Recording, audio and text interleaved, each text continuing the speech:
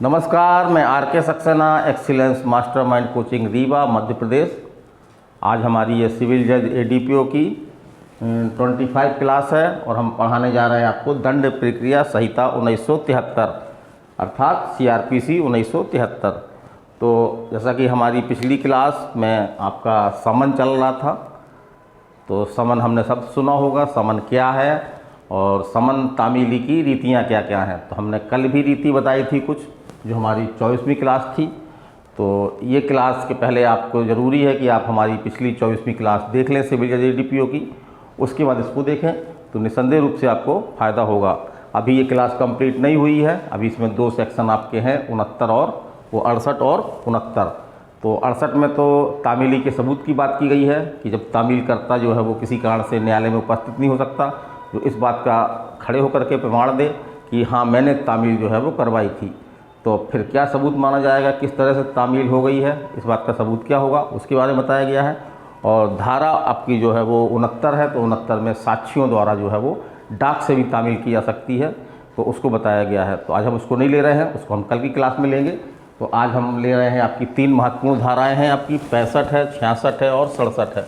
तो ये 3 प्रकार की तामीली, सम्मन की तामीली के बारे में आज हम बताने जा रहे हैं आपको। काफ़ी इंपॉर्टेंट है, यहाँ से क्वेश्चन किस तरह से बनते हैं ये हम आपको बताते चलेंगे, उसको आप जो है वो ध्यान में रखिएगा। चलिए हम बात करते हैं धारा 65 की। धारा 65, तो धारा 65 में ये कहा गया है कि जो हमारे पहले प्रक्रियाएँ बताई गई थी सम्मन तामील की, यदि उन प्रक्रियाओं के द्वारा सम्मन की तामील नहीं हो पा रही है तो फिर सम्मन की तामील जो है वो किस प्रकार से की जाएगी। तो वही लिखा हुआ है कि धारा 62 है, 63 है, 64 है, ये सम्मन तामील की प्रक्रिया बताती हैं।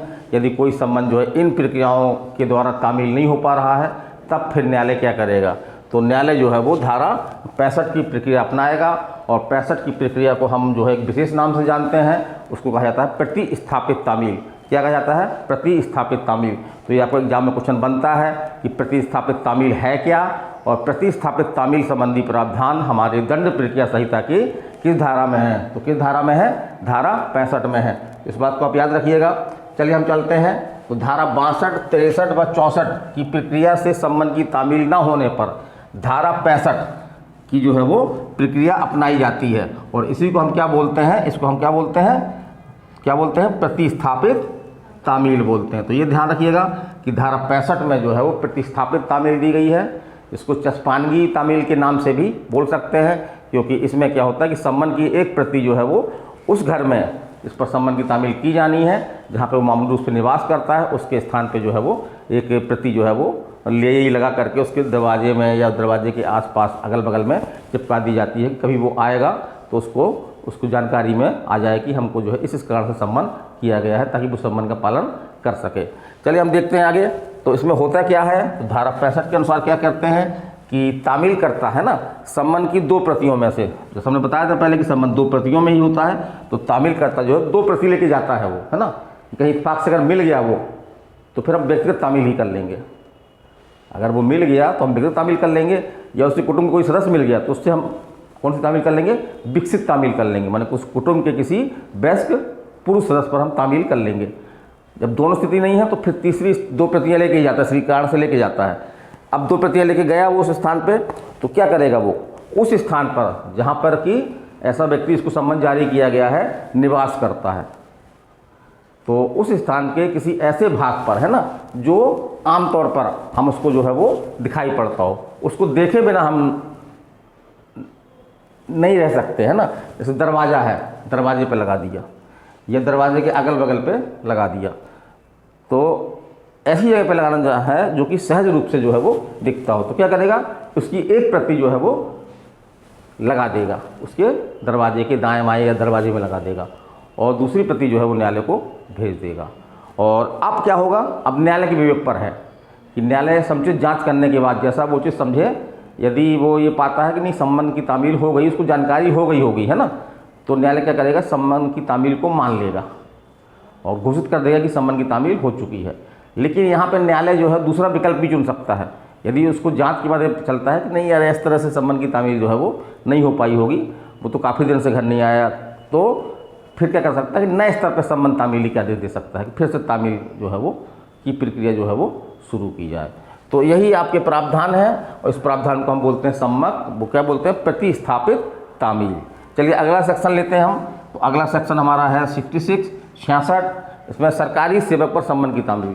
तो बहुत सिंपल है ये, सरकारी सेवक पर न्यायालय सम्मन की तामील कैसे करता है। तो सरकारी सेवक किसी न किसी कार्यालय में काम करता होगा, है ना। तो क्या करता है कि उसके कार्यालय प्रधान को, जो भी प्रधान है किसी भी नाम से जाना सकता वो, उस प्रधान को क्या करेगा कि 2 कॉपी में सम्मन, 2 प्रति में सम्मन भेज देगा उसको। और फिर वो प्रधान क्या करेगा, उसको व्यक्तिगत रूप से अपने कर्मचारी पर जिस पर सम्मन की तामील की जानी है उस पर तामील करेगा, पृष्ठांकन होगा और पृष्ठांकन के साथ साथ जो है वो अपने सिग्नेचर ही बनाएगा कि हमने तामील करवाई है ना, और न्यायालय को लौटा देगा। तो उसके जो हस्ताक्षर है ना, ऐसे हस्ताक्षर जो प्रधान ने बनाए हैं उसमें, उसको क्या सम्मत तामील का जो है वो क्या माना जाएगा, एविडेंस माना जाएगा, उसको सम्मत तामील का जो है वो साक्ष्य माना जाएगा। चलिए अगली हम धारा देखते हैं, धारा 67 है, सेक्शन 67। तो ऐसी स्थिति भी हो सकती है, अभी तक जो हम प्रक्रिया पढ़ रहे थे उसमें समानतः ऐसी प्रक्रिया थी कि जब जिस व्यक्ति को सम्मन से बुलाना है वो व्यक्ति न्यायालय की अधिकारिता में ही रह रहा है। ऐसी स्थिति भी हो सकती है कि वो अधिकारिता के बाहर रह रहा हो, दूसरे न्यायालय की अधिकारिता में रह रहा हो, तब उस पर सम्मन की तामील के लिए जो है वो हमारी धारा 67 एक विशेष प्रकार की प्रक्रिया जो काफ़ी सरल भी है, सहज भी है, उसको जो है वो बताती है। तो वो प्रक्रिया क्या है, जैसे कि मान लीजिए रीवा का न्यायालय है, उसने सम्मन जारी किया, लेकिन जिस व्यक्ति को सम्मन तामील करना था जिस व्यक्ति पर, वो व्यक्ति कहाँ निवास कर रहा है, सतना में निवास कर रहा है।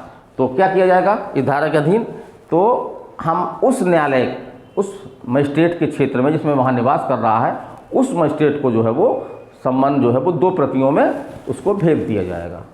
और वो जो है क्या करेगा, उसको सम्मन जो है CRPC के प्रावधानों के अधीन उस सम्मन की तामील करवाएगा, और तामील हो जाने पर जो है वो प्रतियाँ जो है वो, एक प्रति जो है वो वापस जिसने जारी किया सम्मन उसको लौटा देगा। तो ये प्रक्रिया है। आशा कि आप लोग समझ गए होंगे। आज ज़्यादा बड़ी क्लास नहीं ली मैंने, केवल 3 धाराएं बताई हैं। और हाँ, मैं यही बताना चाहूँगा कि सिविल जज में आपका या कोई अन्य ला एग्ज़ाम है जहाँ पे CRPC लिखित रूप से एग्ज़ाम होता है, तो उसमें एक क्वेश्चन आपका इस तरह से बनता है कि सम्मन क्या है ना, और सम्मन की तामील जो है वो किस प्रकार से हो सकती है। तो इन्हीं धाराओं में करीब 5 से 6 प्रकार की सम्मन की तामील प्रक्रिया बताई गई है। तो उसको आप अगर अपने मन से, है ना, अगर कॉन्सेप्ट क्लियर समझ में आ रहा है तो धारा को उल्लेख करते हुए अपने मन से वो बातें लिख दे तो आपको पर्याप्त नंबर मिल जाते हैं। तो चलिए अगली हमारी क्लास होगी, कल होगी, और इसी में हम आपको जो है सम्मन के बारे में पढ़ाएंगे। और सम्मन के बाद हम जो हमारी अगली क्लास होगी तो उसमें हम क्या पढ़ाएंगे आपको, वारंट, है ना, गिरफ्तारी वारंट। तो गिरफ्तारी वारंट क्या है, कितने प्रकार का होता है, ये कब तक प्रभावी रहता है, इसका पालन कैसे होता है, ये सभी चीज़ें हम आपको कल की क्लास में बताएंगे। तो चलिए कल मिलते हैं। नमस्कार, धन्यवाद।